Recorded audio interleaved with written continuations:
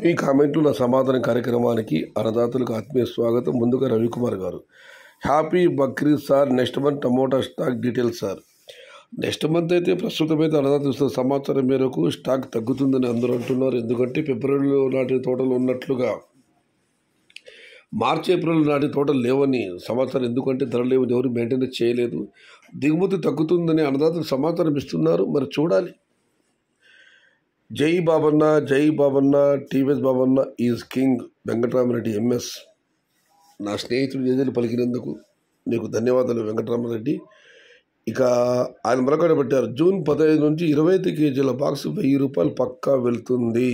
ఇవాళ జూన్ 6, మరొక 9 రోజుల్లో ఇవాళ 600 వరకు చేరింది అంగళ్ళు మార్కెట్లో. మేబీ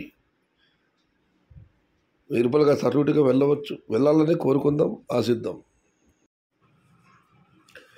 దొర మాకు నమ్మకం లేదు, మొన్న ఇట్లే ఇంక్రీజ్ అయ్యింది, మళ్ళీ మార్కెట్ డౌన్ అయ్యింది.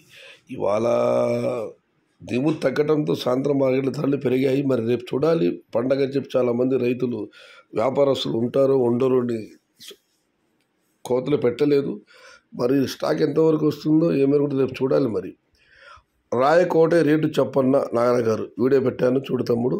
ఇక నాగరాజు గారు, అన్న స్టాక్ తగ్గితే రేట్స్ తగ్గేదిలా, ఇంకో 10-15 రోజుల్లో స్టాక్ తగ్గుతుంది, సో రేట్స్ పెరుగుతాయి. జూన్ 20 తర్వాత ఢిల్లీ ఎక్స్పోర్ట్ భారీగా ఉంటుంది మన సైడ్. అలాగే హిమాచల్ స్టాక్ కూడా భారీగా వస్తుంది. మన సౌత్ ఫార్మర్స్ అదృష్టం బాగుండి హిమాచల్ ప్రదేశ్లో రైన్ కానీ భారీగా పడితే మన సౌత్ ఫార్మర్స్కి తిరుగు ఉండదు. చూద్దాం. ఇప్పటికీ భారీగా లాస్లో ఉన్నాం. దేవుడు ఏం చేస్తాడో చూద్దాం.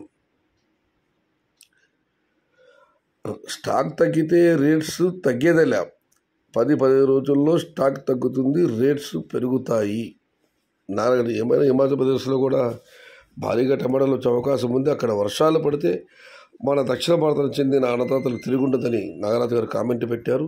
ఇక మనం మరొకటి పరిశీలిస్తే ఇవాళ అంగల్ ఎస్ఎల్వి మండీలో మోహన్ రెడ్డి బర్ఫీలు తెచ్చి పంచడం మీరు అందరూ వీడియోలు చూసి ఉంటారు. దాన్ని చూసి వెంకటరామరెడ్డి ఎంఎస్ గారు, జై మోహన్ అన్న, జై మోహన్ అన్న, ఎంఆర్ మండి బ్రో, హ్యాపీ బక్రీద్.